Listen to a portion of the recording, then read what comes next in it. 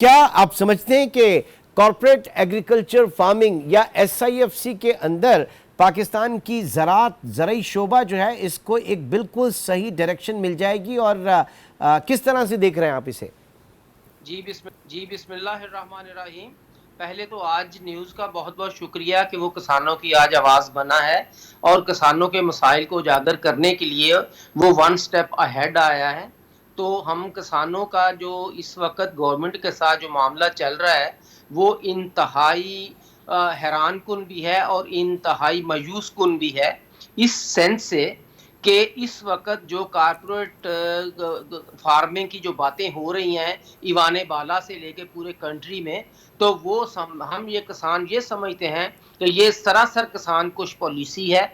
इसके में किसान को कुछ नहीं मिलने वाला। जो भी ये एग्रीकल्चर सेक्टर है, इसको चंद हाथों में मरकूज़ करके जो हमारा पाकिस्तान का छोटा किसान है, जो दरमियाना किसान है कि जो उसकी हलाकत का सामान किया जा रहा है, उसके लिए कुछ इसमें नहीं है, क्योंकि उसकी जो रोज़ी रोटी है, उसकी अपनी ज़राइत से मुंसलिक है। और उसके अलावा फिर पाकिस्तान का जो दारोमदार है, जिसे हम पाकिस्तान को एज ए एग्रीकल्चर कंट्री कहते हैं, या पाकिस्तान में नहीं एक तो अब ऐसा तक हमने ऐसा क्या कर दिखाया हमारे किसान ने जो अब तक इस्तेहसाल का शिकार है? अगर एसआईएफसी में बात की जा रही है जदीद टेक्नोलॉजी के साथ आगे बढ़ने की और चीज़ों को बेहतर तरीके से मुनज़्ज़म तरीके से आगे लेकर चलने की और कॉर्पोरेट लेवल के ऊपर, तो इसमें तो मेरे ख्याल से बेहतरी की बातें होनी चाहिए ना, क्योंकि अभी मौजूदा सिस्टम में इसमें पाकिस्तान के किसान को आप क्या समझते हैं कि बड़ा बड़ा एक मिसाली ज़िंदगी गुजार रहा है वो? पाकिस्तान का किसान इस वक्त मिसाली जिंदगी तो कभी भी नहीं था गुजारा। जब से पाकिस्तान बना है, पाकिस्तान के किसान को हमेशा मसाइल का शिकार रहा है पाकिस्तान का किसान। और इसमें कभी कभी ऐसा होता है कि कोई इनपुट्स की कीमतें इतनी ज्यादा हो जाती हैं कि किसान की रीच से और पहुंच से बहुत दूर हो जाती हैं। उस महंगाई की कमर तोड़ महंगाई ने किसान का भी वो हाल किया है जो आम पब्लिक का है। तो इस वक्त किसान जो है ना उसको बीज सस्ता मिल रहा है, ना खाद सस्ती मिल रही है, ना पानी सस्ता मिल रहा है, ना बिजली सस्ती मिल रही है, हाँ। ना कोई और चीजें सस्ती मिल रही हैं। हर चीज जो है उसकी पहुंच से दूर जा चुकी है। ठीक और है। जब कारपोरेट अच्छा। फार्मिंग आ जाएगी तो फिर और ज्यादा जो छोटा किसान है वो पिस जाएगा। अच्छा, अब डॉक्टर फैयाज, ये हिंदुस्तान के आम किसान के जहन में आप किस तरह से ये सोच जो है ये?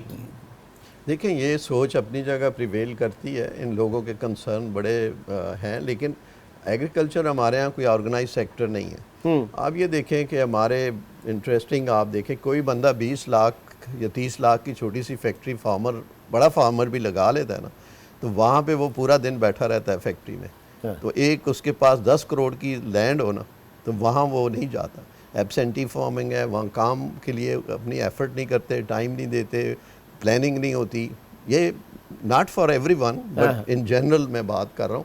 तो फार्मर को फिर भी ये जो बात कर रहे हैं, ये स्टेट की जिम्मेदारी है कि वो हमारी लाइफ लाइन है, उनके कंसर्न्स को देखना चाहिए।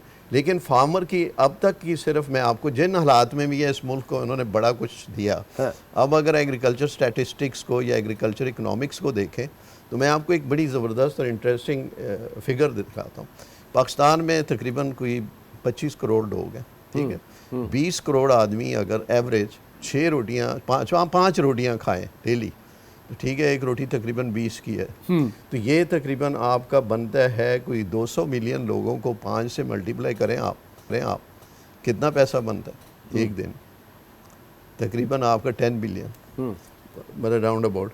और 30 डेज में कितना बनता है, और एक साल में ये तकरीबन गवर्नमेंट का जो बजट है ना, तकरीबन उससे डबल बन जाता है, ट्रिलियंस में है, सिर्फ 6 रोटियों से।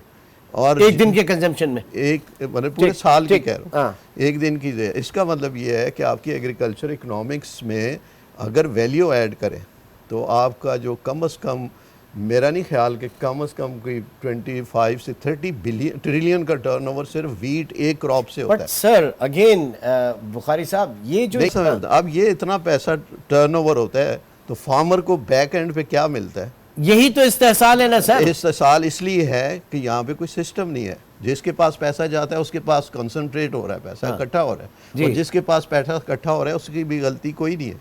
हर बिजनेसमैन का जो सबसे बड़ी एस्पिरेशन और होता है वो सेंस ऑफ अकम्पलिशमेंट होता है, उसको आप चांस दें, वो पैसा इन्वेस्ट करे। इस पाकिस्तान में इन्वेस्ट कौन करे, सारे सही। प्रॉपर्टीज में जी कर रहे हैं, बुखारी ये कर साहब, रहे हैं। ये जो